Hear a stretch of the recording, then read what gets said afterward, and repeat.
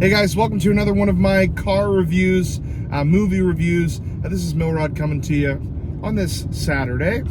I apologize for not uploading as many videos lately. I am a teacher, and so we're heading back to school soon. And so there's been a lot of prep needed for that and meetings over the last week. So I apologize for not posting as much. But I'm excited to come to you today and talk about a movie that I just saw that's had a lot of buzz.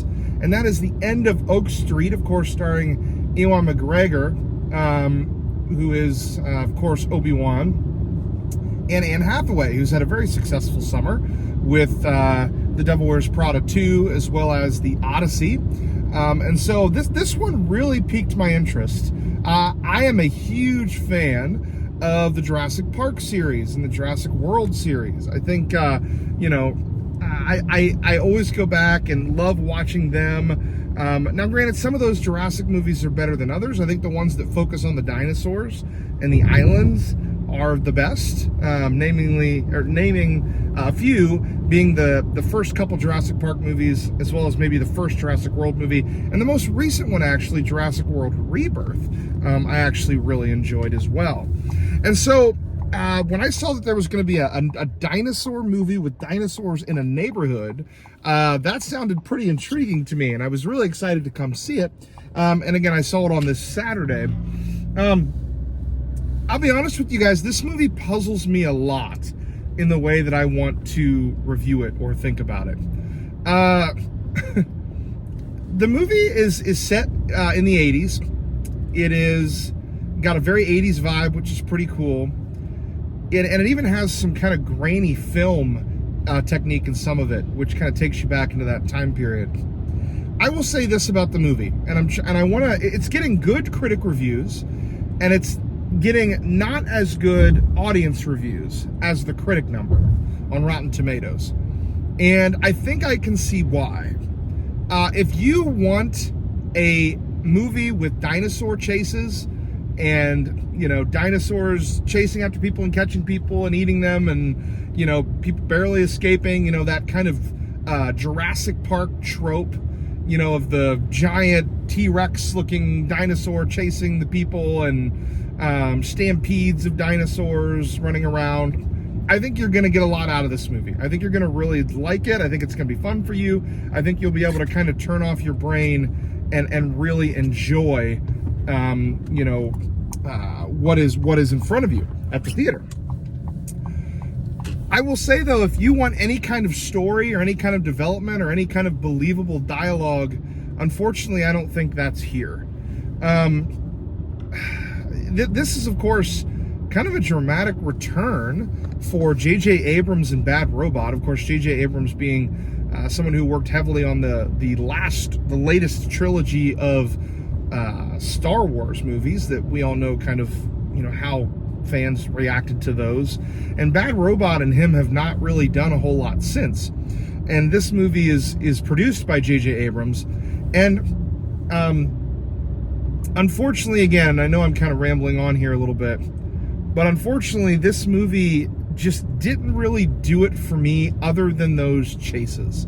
There were a couple sequences that I really enjoyed that reminded me of Jurassic Park, even to the point of copying a few things from Jurassic Park, particularly some of the scenes where the dinosaurs are pushing down on the cars, the kind of Gallimimus herd scene. There's various scenes that are kind of just copy and pasted from Jurassic Park and Jurassic World in here. But I think where this movie lacks the most, unfortunately, is in its story and in its believability. I know it's supposed to just be a short hour and 38-minute dinosaurs running around killing people, movie where you just go turn your brain off. I understand that. But, I guess I was just hoping to have a little bit better screenplay. I think I was hoping for a little more believable story. Like, this movie is about a neighborhood who gets transported back into the dinosaur world and has to deal with all these dinosaurs. But, when you're watching Jurassic Park and Jurassic World, the reason for those folks going back in time is pretty believable. It's like, okay, We're going to a park because scientists were able to clone dinosaurs using mosquito DNA from frogs. Okay, that's at least a little bit believable. And they build that well in the original Jurassic Park movie. And you kind of feel the grandeur of the dinosaurs and the appreciation. And then all hell breaks loose. And we know what happens in the Jurassic Park and Jurassic World movies. Excuse me. But in this movie, I just didn't really believe the premise. Like, I just didn't really understand what was happening. It was kind of like you had this family with normal family troubles, and then all of a sudden they were teleported back and there's dinosaurs in their neighborhood. I mean, yeah, was it cool to see the dinosaurs? Did I think they gave them a really good representation? They made them look realistic to prehistoric dinosaurs, which a lot of movies don't do. And the dino chases were cool, and all of that was cool. But I think at the end of the day, I need a little bit more out of a movie than just that. And I think the build-up was fairly poor. I think the screenplay was very poor. McGregor's performance was okay. I thought it was, and I think it was just the screenplay, but it was just a little flat. It was a little forced. It was a little awkward at times. There were multiple times in this movie when they should be focusing on the fact that they are in a world full of dinosaurs that could kill them at any moment. And they're taking funny pictures in front of, like, I'm not going to spoil it, but they're like taking funny pictures. They're having conversations about their relationship, like in a very awkward moment, right when they're trying to figure out how they're going to survive this. It just kind of felt a little bit out of place. It was kind of a forced story about a marriage that was falling apart, but they didn't really do a great job of kind of bringing it to fruition. There was one part in the movie that I will tell you that got me emotionally. There was one part, maybe the last like 15 minutes of this movie, I felt a little bit emotionally invested in the story because of one particular thing that happens. But then at the end of the movie, it's a little bit confusing trying to understand how they get out of this situation. And you'll see what I mean. Like I still have some questions about how the end happened. And it just seemed like they tried to just force you through this story without giving you a great explanation of it. The Jurassic Park movies, what makes them so great is that I can picture a world where we get to cloning dinosaurs and we force science in a direction that is too far, and then everything goes to hell. What I can't picture is how a whole neighborhood gets transported back in time magically. And I think that's the lack of believability kept me out of the story. And honestly, the fun to have in this movie, in my opinion, is just seeing all the dinosaur chase scenes, right? Those are all cool. And I'm always here for that, okay? So it gets points for that. And the camera work, I will say, is really good. It kind of uses the zooming techniques and the camera shake and movement techniques of a horror film pretty effectively here. Although there's really nothing that's too scary. I mean, I think you could, if you're worried about it being too scary of a movie for you, I think you're going to be okay. It's not terribly scary. Performance-wise, Anne Hathaway, I think, does a great job. Again, Ewan McGregor's performance, I thought, was a little bit corny. I don't know if that was on purpose or if it was just the screenplay, but I thought it was a little corny.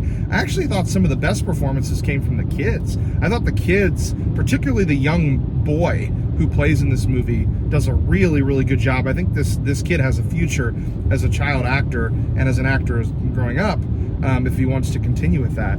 But so the performances were fine, maybe other than McGregor. I just thought he was a little awkward. And the screenplay I thought was okay to not great.